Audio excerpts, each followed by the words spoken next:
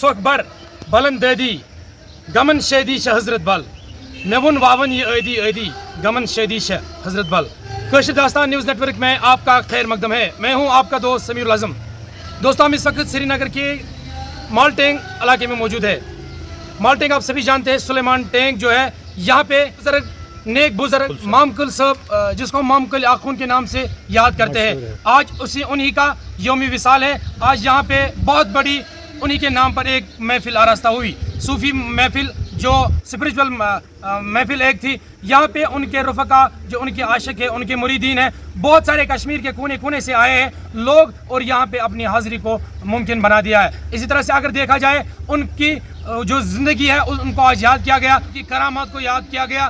اس درمیان ہمارے ساتھ یہاں پہ ایک شخصیت موجود ہے, مشہور معروف شخصیت جو کسی تعارف کے محتاج نہیں, فاروق رینزو شاہ صاحب. ہم ان کے ساتھ بات کرنے کی کوشش کریں گے. مامکل صاحب کی یوم وصال کہ اللہ ان اولیاء اللہ لا خوف علیہم ولا هم یحزنون. اللہ تعالیٰ کا وعدہ ارشاد ہے, جو بھی اللہ تعالیٰ کا ولی ہے, نیک ہے, اس کا دوست ہے, ان کا کوئی خوف نہیں, ان کا کوئی ڈر نہیں. فاروق صاحب, کوشر داستان نیوز نیٹ ورک میں ہم آپ کا خیر مقدم کرتے ہیں. شکریہ آپ کا, بہت بہت شکریہ. آپ بتائیں کہ آج مامکل صاحب کا یوم وصال تھا, یہاں پہ کشمیر کے کونے کونے سے لوگ آئے ہیں, صوفی پسندیدہ لوگ جو صوفی کو پسند کرتے ہیں. آپ یہ بھی جانتے ہیں کہ کشمیر کی اگر بات کریں, یہ صوفیوں کی ایک بہت بڑی وادی ہے جس کو ہم پیرور کے نام سے بھی یاد کرتے ہیں. ہر جگہ ہر کونے سے اگر جائیں گے تو ہر علاقے سے ہمیں ولی اللہ کے آستان نظر آتے ہیں اور کرامت سے بھرے پڑے یہ آستان ہیں. تو آپ کیا کہنا چاہیں گے اس حوالے سے؟ دیکھیے, آپ کو میں بتاؤں, ایک لوگوں میں جو پہلے کنفیوژن کریٹ کیا گیا تھا, وہ کس ٹیرر کے سائے میں, بندوق کے سائے میں بھی, اور ایسے ریڈیکل عناصر کشمیر میں آئے تھے جن کا 1990 سے پہلے یہاں کوئی نام و نشان بھی نہیں تھا, جن کو لوگ جانتے بھی نہیں تھے یہ کیا بولتے ہیں. زیادہ 5ویں فیل یو پی میں گئے, 5ویں فیل کر کے آئے, اور یہاں پہ تو انہوں نے مسجدوں پہ قبضہ کیا, اور خاص طور پر جو انہوں نے کیا, جو یہاں پہ بلبل شاہ صاحب نے جب یہاں اسلام لایا وہ حنفیہ اسلام لایا, اور امام اعظم ابو حنیفہ کا اسلام لایا. تو وہی جورسپروڈنس, وہی فقہ, جیسے دستگیر صاحب نے کہا ہے, فقہ مذہب حنفیہ دارم اسدار چار عالم تاب یہ اولاد علی. تو اس میں ایک ورڈ ہے ان کا ورس کہ میرا مذہب جب اگر آپ پوچھتے ہو, غوث اعظم بولتے ہیں, اگر آپ مجھے میرا مذہب ہے حنفیہ دارم, لیکن ہم اہل بیت کو بھی ماننے والے ہیں. تو یہ کشمیر میں چلا, اور جب شاہ ہمدان آئے, شاہ ہمدان نے بھی لوگوں کو کس فقہ سے تھے, لیکن انہوں نے یہاں فقہ حنفی ہی اڈاپٹ کیا. انہوں نے کہا نہیں, اگر یہاں بلبل شاہ صاحب نے فقہ حنفی رکھا, میں بھی فقہ حنفی رکھا. تو اس کے بعد جو بھی اولیاء یہاں آئے تو ان میں کوئی تضاد ہی نہیں تھا, نہ وہ تضاد رکھنا چاہتے تھے. تضاد تو پچھلے 10-15 سالوں 20 سالوں کی پریشانی ہے, جس میں سماعی سادات جو آج یہاں پہ تخت سلیمان ہے. یہ تخت سلیمان آج نہیں, جب سے کشمیر وجود میں آیا ہے تو حضرت سلیمان یہاں پہ تخت لے کے آئے. یہ صرف دو جگہ یہ تخت, ایک یہاں ہے اور دوسرا آذربائیجان میں جو پرشین گلف میں, اور ابھی تک وہاں بھی ہے, اور وہاں بھی اس کو تخت سلیمان کہتے ہیں اور یہاں بھی تخت سلیمان کہتے ہیں. اور اس تخت سلیمان میں بڑے اس وقت کی بڑے یہ ٹائلیں لگی ہوئی تھی جن کو انفارچونیٹلی جیسے ہارون میں کنشک کے ٹائم کی چھڑائی گئی. اور جب ہم تصوف کی بات کرتے ہیں, تصوف اپنے ہیریٹیج کو پکڑتا ہے, تصوف اپنے ہیریٹیج کو چھوڑتا نہیں ہے. اب مامکل کا آج دن تھا جہاں پہ آپ دیکھا ماسیو پارٹیسپیشن کتنی تھی. مامکل کا دن بھی آپ نے, یہ لوگ کیوں آئے, چاروں طرف سے کیوں آتے ہیں, ایک کال پہ آئے, تحریک دعوت تصوف نے کال دے دی اور دوڑ کے چلے آئے. یہ کیوں, کیا بات ہے؟ پہلے کیوں نہیں ایسا ہوتا؟ پہلے ان کو اسمبل کرنے نہیں دیتے تھے, پہلے ان کو جمع کرنے, ان کے ایک ایک پوائنٹ پہ نکتہ چینی کرتے تھے, ان کے پاجاموں کا سائز ناپتے تھے. اب آپ دیکھیں, کل ہی ایک مولانا کہہ رہا ہے ان کے جو ہے وہاں پہ صوفی لوگ جو آستانوں میں بیٹھتے ہیں, ملنگ لوگ, ان کے بال کاٹو. انہوں نے بال ہی نہیں کاٹے, ان کی داڑیاں بھی کاٹی. تو اگر ایسی سچویشن میں ابھی یہ طالبانی سسٹم رہے گا تو ہم کیسے یاد کریں گے تخت سلیمان؟ یہ دیکھو تخت سلیمان کی گود میں شنکراچاریہ ہے, یہ دیکھو یونٹی کیا ہے. تخت سلیمان نے اپنی گود میں شنکراچاریہ کو بھی پناہ دیا ہے, کوئی گلا نہیں ہے. اس کو کہتے ہیں فیمنل یونٹی, اس کو کہتے ہیں سیکٹورل یونٹی, اور اس کو کہتے ہیں فقہ یونٹ. مالکی ہو, فقہ شافی ہو, فقہ حنبلی ہو, فقہ جعفری ہو, ہم سب ایک ہیں اینڈ ہمیں ایک ساتھ رہنا چاہیے. اور سب مانتے ہیں, اور خود جو میں نے یہاں تقریر میں بھی بولا, سماعی سادات مثنوی 40 مثنویوں کا خود یہی سما جو چل رہا ہے, یہ خود شاہ ہمدان نے 40 گھروں میں ایک ہی رات میں کیا. لاؤ سارے عالموں کو اور میرے سامنے کھڑا کرو, عالموں کے سامنے کھڑا کرو, اور تاریخ سنا. اور تاریخ کس نے لکھی ہے؟ خود لکھی ہے شاہ ہمدان نے, کہ میں نے 40 گھروں میں ایک ہی رات میں 40 سما کیے. تو پھر آج آپ کیسے بتا سکتے مام کھلوں کو ایسے یاد نہیں کر سکتے؟ آج آپ کس منہ سے بولتے ہو چہرم گناہ ہے؟ یہ جو یہاں پہ دفن ہے ملٹینگ میں, اور یہ جو آپ دیکھ رہے ہیں, ان سب کا چہرم منایا گیا ہے. چوتھا یا جمعہ مناتے تھے, آج بولتے ہیں یہ گناہ ہے, یہ کفر ہے, 3 ہی مناؤ, تیسرا ہی مناؤ. تو اس سے تصوف ختم ہوا, لیکن آج دوبارہ تصوف زندہ ہو رہا. اور لبیک یا رسول اللہ صلی اللہ علیہ وسلم کے نعرے آپ نے بھی سنے اور کیپچر کیے ہوں گے. یہ عاشقان رسول صلی اللہ علیہ وسلم کی علامت ہے, اور یہ عاشقان اولیاؤں کی علامت ہے. ہاں رضا صاحب, اگر قرآن کا ارشاد ہے کہ ان دین عند اللہ الاسلام, اللہ تعالیٰ کے نزدیک سب سے زیادہ جو افضل دین ہے وہ دین اسلام ہے. اور اگر ہم اولیاء اللہ کی بات کریں تو دین اسلام کے یہ مطلب پیروکار تھے, اور اس تعلیم کے پیروکار تھے. خود ان کی تعلیم بھی بھائی چارہ اور مسلک اسلامی تعلیم, امن و امان کی تعلیم, بھائی چارے کی تعلیم. لیکن اگر آج کل کے لوگ کی بات کریں تو ان سے لوگ انحراف کرتے اور دور بھاگتے ہی. میں آپ کو بتاؤں, آپ نے بڑا انٹلیکچوئل جو آپ کا داستان ہے, کشمیر داستان, ایک انٹلیکچوئل صحیح آپ صوفیت پہ کام کرتے ہو, اور آپ کا صحیح بنتا ہے یہ سوال. دیکھیے رسول پاک صلی اللہ علیہ وسلم نے جب غار حرا میں عبادت کی, وہ کیا تھا؟ وہ تصوف تھا. وہ تصوف جو ہے یہاں, جو جیسے آپ دیکھیں گے زن شاہ ولی نے غار میں عبادت کی, یہ کیا ہے؟ تصوف ہے. شیخ العالم نے کوئمو کی غار میں عبادت کی, وہ کیا ہے؟ وہ توس میدان کی میں گیا تھا پرسوں 2 دن پہلے, غار میں عبادت کی, وہ کیا ہے؟ تصوف. تو رسول پاک صلی اللہ علیہ وسلم کے دور کا جو ہے اسلام, یہ تصوف کا اسلام ہے. انفارچونیٹلی جو بعد میں بنو امیہ کا دور آیا, بنو امیہ نے زبردستی لوگوں کو ایسے ایسے فتوے لکھوائے جو انہوں نے تصوف کو اچھی طرح پیش کرنے کی کوشش نہیں کی. لیکن جب بنو امیہ کا دور ختم ہوا, اور پھر عباسیت کا بھی منصور تک غلط تھا. عباسیت کا منصور پہلا تو ابو صفا ٹھیک تھا, لیکن منصور غلط تھا.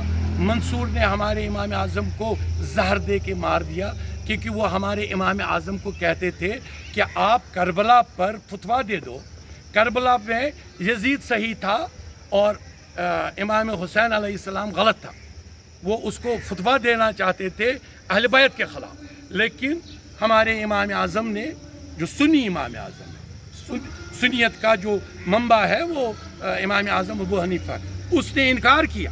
اس نے کہا میں یزید کو غلط کہوں گا, اور اگر میں زندہ ہوتا جب ایک طرف بنو امیہ کی لڑائی تھی اور دوسری طرف اہل بیت کی لڑائی تھی, میں نارملی اہل بیت کی طرف جاتا. یہ پڑھے, یہ تو ابو حنیفہ کی کتاب مسند شریف میں لکھے ہیں یہ. اور ابو شابان نے بھی, شابانی صاحب نے بھی اس کو تشریح کیا اچھی طرح. اور ایون جو مادودی صاحب کی کتاب پڑھو, خلافت الملوکیت پڑھو, ان سب کو بولو. جو وہابی علماء آج کل بڑی باتیں کرتے ہیں, پتہ ہی نہیں ہے اس کو اپنے ہی مولانا مادود, اپنے ہی, وہ ان کے ساتھ زیادہ الائنڈ تھے, اب نہیں ہے. تو کیونکہ اب انہوں نے اس کی کتاب پہ بین لگائی, آپ نے پڑھا ہوگا 10 دن پہلے انہوں نے اپنے مسجدوں سے اس کی کتابیں ہی نکالی. کیوں نکالی اس کی کتاب؟ کیونکہ اس نے اہل بیت کا صحیح قرار دیا اور بنو امیہ کو غلط قرار دیا. تو جب آپ کرتے ہو تصوف, اہل بیت کا عشق بھی ہے, تصوف ہمارے صاحبوں کا عشق ہے, ہمارے ہر صاحب کا ہمیں احترام ہے. لیکن وہ صاحب جو مہاجر تھے اور جو انصار تھے, مہاجر نے جب سے نبوت کا اعلان ہوا وہ تب سے صاحب تھے, اور انصار مدینہ میں ان کے استقبال پہ تھے, وہ تب تک تھا. وہ جو لڑائی ہے وہ بعد کی لڑائی ہے, وہ تصوف سے انحراف ہے. جب تصوف سے آپ کوئی اسلامک ہسٹری پڑھتے ہو, جو ہی کوئی دور تصوف سے باہر نکلا وہ ٹیرر بنا. جب وہ تصوف میں داخل ہو گئے, جیسے عباسیت کا ہے ہارون رشید, جس دن اجمیر شریف یہاں آئے, جو یہاں پہ بڑے بڑے خسرو آئے اور بہت علماء آئے, وہ ہارون رشید کے ٹائم پہ آئے. تو اس نے تصوف کو اختیار کیا. اور جس بھی دور میں تصوف, ایون ہمارے ہندوستان میں ہمارے ہندوستان میں بادشاہ اکبر نے تصوف کو اختیار کیا، بادشاہ شاہجہاں نے تصوف کیا، جہانگیر نے تصوف کیا، لیکن جب اورنگزیب نے وہابیت اختیار کی تباہی ہو گئی۔ رحیم صاحب آخری کوشچن، اگر ہم کشمیر ویلی کی بات کریں تو یہاں پہ میجارٹی جو لوگ ہیں وہ اعتقاد سے تعلق رکھتے ہیں، لیکن ان کے مطلب جیبوں سے پیسہ نکلتا ہے اور وقف میں چلا جاتا ہے۔ کیا جو وقف میں یہاں میجارٹی جو زیارتیں سبھی زیارتیں اس وقت انڈر دی سپرویژن آف وقف بورڈ جو ہے، آپ تعمیر و ترقی کے لحاظ سے خانقاہوں، درسگاہوں، مدرسوں اور دیگر جو زیارتیں ہیں آپ تعمیر و ترقی کے لحاظ سے کس لیول پر دیکھتے ہیں؟ دیکھیے آپ نے ایک بہت سنجیدہ سوال کیا، لیکن مجھے لگتا ہے مجھے اس کا جواب دینا چاہیے، مجھے یہ نہیں، مجھے ہچکچانا نہیں چاہیے، کیونکہ یہاں پہ پہلے مسلم اوقاف ٹرسٹ نام تھا۔ مسلم اوقاف ٹرسٹ کو کہتے تھے کہ آٹونومی، ہر سپریچول آٹونومی ہر آستان کو اپنی تھی، دستگیر صاحب کو اپنی سپریچول آٹونومی تھی، کوئی باہر کا انٹرفیئر نہیں کر سکتا۔ وہ ان کا کیا طریقت ہے، ان کا کیا طریقہ، کیسے وہ سرکل بنا کر درود پڑھتے ہیں، آدھے سرکل بناتے ہیں، آدھے روز کرتے ہیں، آدھے باضابطہ چکر مارتے ہیں، تو ایسے اپنے اپنی طریقت ہے، اور ہر ایک نقشبندیہ کا اپنا طریقت ہے، قادریہ کا اپنا طریقت ہے، اس کا چشتیہ کا اپنا طریقت ہے، کرامتی کا اپنا طریقت ہے، ہزاروں ہے، آگے کتنا میں پھر آپ کا ٹائم ہی اس میں جائے گا۔ تو اس طریقت کو آٹونومی تھی اور انہوں نے خود ڈونیٹ کیے، مخدوم صاحب نے خود، جو لوگ تھے وہاں ان کی جو ملکیت تھی انہوں نے خود ڈونیٹ کیا وقف میں، کیونکہ وقف والوں نے کچھ ایسے نعرے، سیاسی نعرے دیے جو ان کو نہیں دینے چاہیے تھے، پھر اس میں اچیومنٹ کچھ نہیں ہوئی، پھر خاک اچیومنٹ ہوئی، تو انہوں نے وہ نعرے دیے، تو اس وجہ سے وہ انہوں نے وقف کو جمع کیا۔ لیکن اس درگاہ کا ایسے ہی جو آپ دیکھ رہے ہو، وہاں سبز گنبد، وہاں ہی عبادت گاہ تھا جو شاہ جہاں اور دارا شکوہ نے بنائی تھی، جہاں موئی مقدس کو آنا تھا، لیکن پھر اورنگزیب کے کوپ کی وجہ سے وہ 50 سال نقشبند صاحب میں رہا، اور 50 سال کے بعد پھر وہ عبادت گاہ درگاہ میں آیا، تو وہ ایک الگ داستان ہے، محمد امین نشابوری کی الگ داستان ہے۔ لیکن انہوں نے پیسہ جمع کیا لوگوں سے، اوقاف نے، اس درگاہ کو گرانے کے لیے بھی لوگ اب یہ جھمکے دینے لگے، سونا دینے لگے، اربوں کے روپیہ، پھر نیا بنانے کی۔ اب جب نیا بنایا تو یار سبز گنبد کا وہ گول سبز بنا، وہ نہیں بنا، اس کا مطلب ہے انحراف تصوف سے، اس کا مطلب یہ ہے وہ تصوف سے باہر اور کمیونزم کی طرف۔ اور اس کے بعد جو آپ کا سوال ہے، 2004 میں جو وقف یہاں پہ لایا گیا، وقف ایکٹ، وہ وہابیوں نے بنایا۔ ایک وہابی، ان میں ایک منسٹر تھا، جاؤ اس کے دستگیر صاحب کے خالد گیلانی سے کہو، جس دن اسے وقف پاس کیا بھی، اس نے کہا آتے ہی آب شفا ہوتا ہے جس میں درود کے بعد پھونک دیتے ہیں، اور اسے وہ لوگ پیتے تھے وہ پانی، کیونکہ اس سے ان کی بیماریاں ٹھیک ہوتی تھی۔ اس نے وقف پاس کرنے کے بعد دستگیر صاحب نے اعلان کیا اس آب وقف کو نالیوں میں پھینک، اب وقف ایکٹ آ گیا۔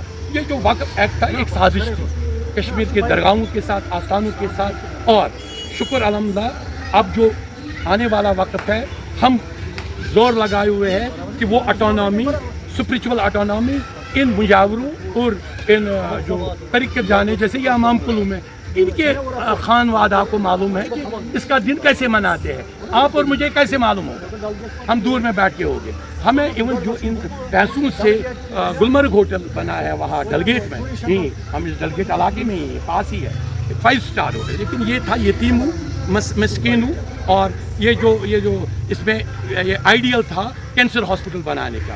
تو اگر آپ دیکھیں گے 2015 اور 16 کا آڈٹ رپورٹ، وہ پورا سکیم سے بھرا ہوا، پورا اس پہ قبضہ کیسے کیا گیا، ایک یتیم کو نہیں دیا گیا، ایون جو یہاں پہ ہوتی ہے جن کے شوہر رحلت فرماتے ہیں، جو ان کی ودوائیں ہوتی ہیں، ان کو بھی کبھی 1 روپیہ نہیں مل رہا ہے جو ان کو حق تھا، جو لوگ چڑھاوا چاہتے تھے آستانوں میں۔